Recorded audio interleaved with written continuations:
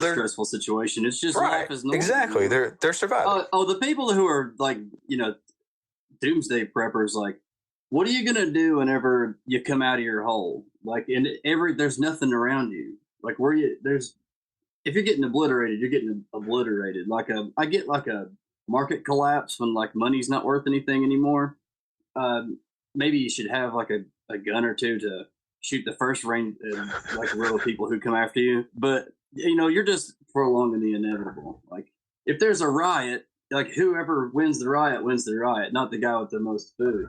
But like in a big catastrophe, everybody will need hunters and gatherers, assuming there's something to hunt and gather left. Exactly.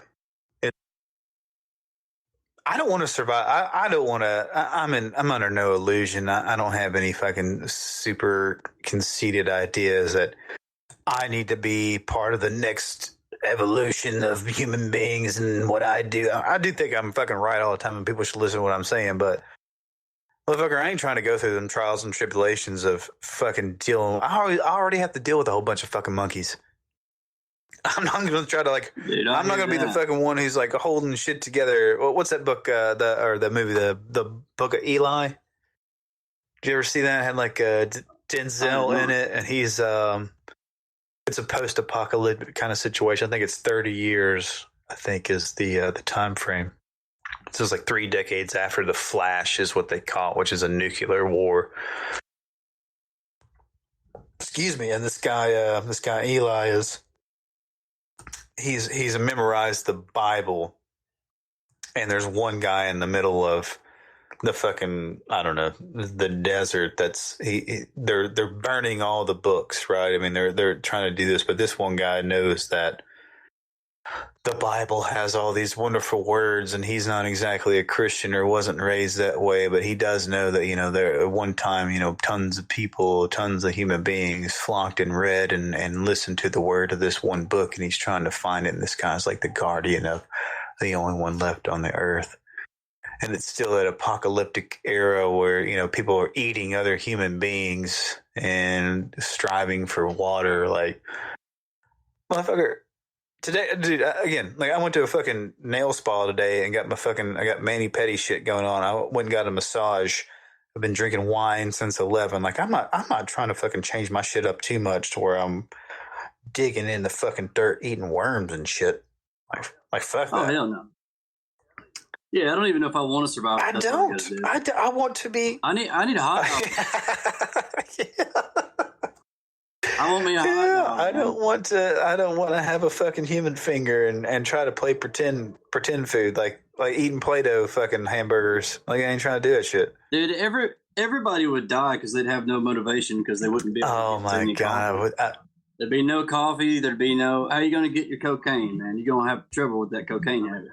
I bet that's something that's still fucking worth whatever you decide it's worth. Right, like the real commodity, like where there, money doesn't matter, but like, a bottle of water is worth $1 billion, and yeah, fuck that, cocaine is worth. Yeah, I'm sure you could trade cocaine for a bunch of water. 10 years, like if you just rolled up on a fucking kilo of that shit, and then you walked into that fucking little tribe that had like a fucking hot spring that wasn't killing people because it wasn't irradiated water or whatever. And you just rolled up in there with a fucking kilo, and you're just like, let's party. Yeah, you're the king. You are the king. Yeah, that would be kind of worth it. But again, like for a couple days, like you just want to fucking rule one little thing and just fucking have a huge.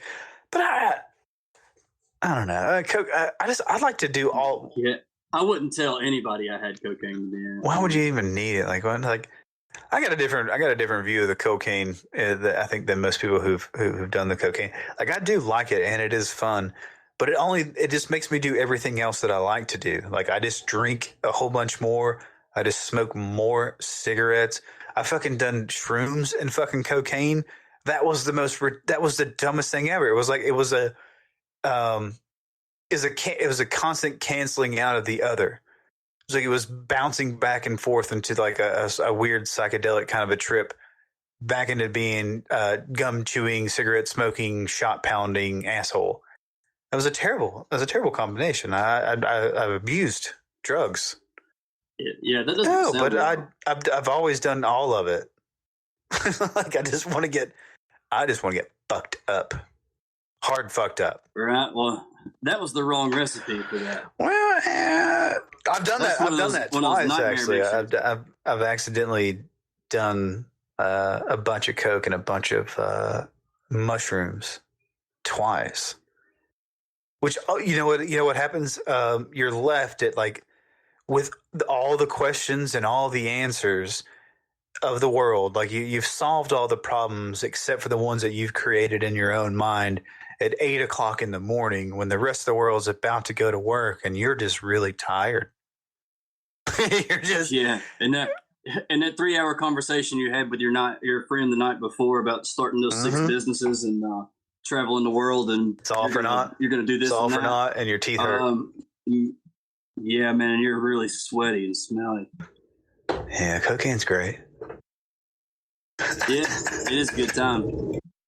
You got to have room for it, though. You know, cocaine's one of those things. It's like if you're in a pinch and you really like can't fuck this up, and you think that coke's going to help you. Coke's going to send you on a tangent.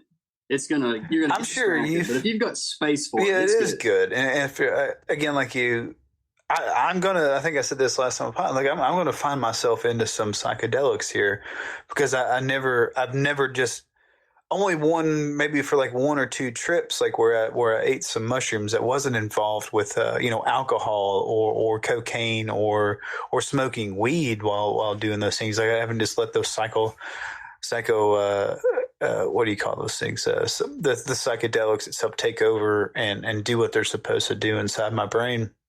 I'm really intrigued of just doing that by itself because now hate to use the word adult, but I'm definitely way more in control of my highs and stuff. But you seem like a guy that's probably had some pure ass fucking cocaine.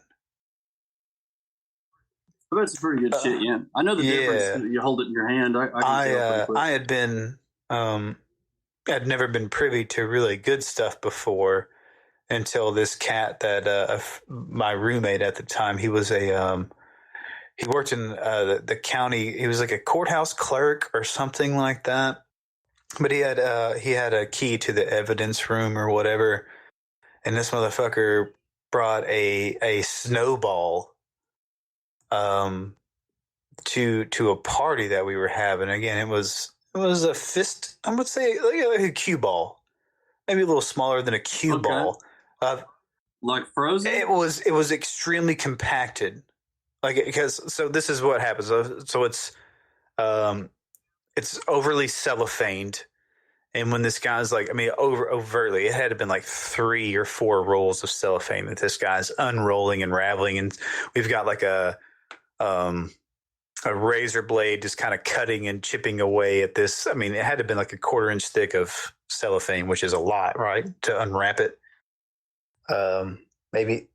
What? Anyway, so it gets into that, and it gets down to like a foil type of thing where there's like an entire foil, a roll of tinfoil around this thing, and then it goes to a way less cellophane thing, and then like a waxy paper type of situation. Anyway, it's in a ball form, like it's a round spherical type of situation going on there. And we get all this stuff done, and this guy, I don't want to say his name. Actually, I'll say his name because he got fucking fired because he fucking did a whole bunch of drugs because he had access to the fucking courthouse. His name was Ingram. Anyway, Ingram. He has this fucking thing. We get through the end of it. We don't. I think he knows what it is. I don't know what it is, but I think maybe everyone else that's around this little table that we're sitting at may or may not be clued into what's going on. But anyway, get it all unwrapped, and it's just whitish, yellowish ball, and I'm like, what the fuck? Like, what the fuck is this shit? You know, like I don't really say that. I'm like, what's going on? And they're all laughing. Everyone that I'm around this table. This is like in this house where I live. And this guy Ingram just like starts laughing and fucking just like smashes this ball and just like this hits it, and it just powders the fuck out. And we're just like, it was just, and then I don't know, fucking 4 days go by. There was a whole lot of fucking cocaine in this house for a long time, like a fistball worth of that shit. With how many roommates did I had? 1, 2, 3. I had 4. There were 5 of us dudes there, plus this one guy, plus anyone else who came in that heard that we had a fucking fistful of fucking cocaine. It was just ridiculous. But yeah, up until that point, I'd done some cocaine and it tasted weird. I can remember how the old cocaine tastes, and then I can now remember what cocaine tastes like unadulterated, delicious Colombian Bam Bam. I guess that's where it's from. I don't know. I mean, I don't know if it's straight. It has to be, right? Who else makes that shit? But it was uncut shit, or maybe it had only been stepped on like one time from some dude, but it was. Yeah, usually if it tastes a little bit like toothpaste, then it's. That's about right. That's a good way to describe that. Yeah. Yeah, it was. Yeah, because it gives you a little tingle and it's a little minty. Makes your mouth cold. Yes, that was the. I remember that was. I'd never done that shit before. Like where you see people like lick the bottom of their cigarette and then touch the cocaine to it and smoke it. Like that was a thing. I never understood that the first time I did that with like a shitty Coke. I was like, this is terrible. It makes my cigarette taste awful. But I did do that with that shit for at least a day and a half. I was like 2 packs of cigarettes with that shit. That was a good idea. That was a good idea doing that. I was fucking. Dude, I think I wrote like fucking 3 papers. It was just. Yeah, if you can actually harness that energy and you can focus and not run wild. If you're not doing it with your buddies, sometimes you can, you can just like shit out of your house. That's another thing that like I really didn't do. It was always like a social drug thing. Now you're thinking of it like Adderall, right? Or Ritalin or some shit like that. Yeah, I mean it's pretty much does the same thing for me anyway. That meth, Adderall, crank. Dude, I fucking exited really crack it a little bit. You got me. They all kind of do the same one thing. time with that fucking crack. Yeah, that was. I walked into the old basement, and there was a little pipe sitting on the dryer or the washing machine over there, and I just, you were in your little tent, behind the sheets or whatever. I grabbed that thing and walked into the fucking tent and smoked that shit, and you're like, you didn't use that pipe, did you? Something like some shit like that. And I was like, "God damn!" Like, buddy, that had some crack in it. And yeah, that was I can. My hands are getting sweaty right now thinking of that because that was like a scary. That was a ridiculous fucking 40 minutes for me. I was so uncomfortable because it was hot. Yeah. Plus. I know. I didn't know. I did not choose to be. Surprise! Yeah, because I've never been around anyone who has ever smoked crack before, or at least not while they had or were on the crack. But I remember because it was already hot. In your basement was a little bit hot. It's just it was cool enough because it was a basement in the cinder blocks, but it was still fucking hot. I remember just sitting in there, fucking just like beads of sweat, just like I don't like that. And my heart's beating a lot. I don't want to move because I'm hot, but I feel like I gotta move. Like I'm just sweating, sitting still. Yeah, that fucking sucked. I think you took me to West. I think we went and got we go to the mall. I think we went to like the Morristown Mall to get a fucking slushie. Was like my thing. Just get in there because I need to get fucking air conditioning, and we got one of your Hondas and got the fuck out of there. You don't remember that shit? Now you know. If we went to the mall, the College Square Mall. We probably went to go get pretzel. Well, whatever. I do remember wanting to get in the fucking air conditioning because I was just. You was cracked up, man. Just feeling the heat. I don't understand why people do that. Hot rocks. That's a weird feeling to. Yeah. Was it a metal pot? Yeah, you said it was a metal. It was no. It was a Maybe it was. No, I wouldn't have just smoked a metal pipe. I wouldn't have done that. No, it was Oh, that pipe. No, because because it was with weed. Like there was a little bit of weed on top.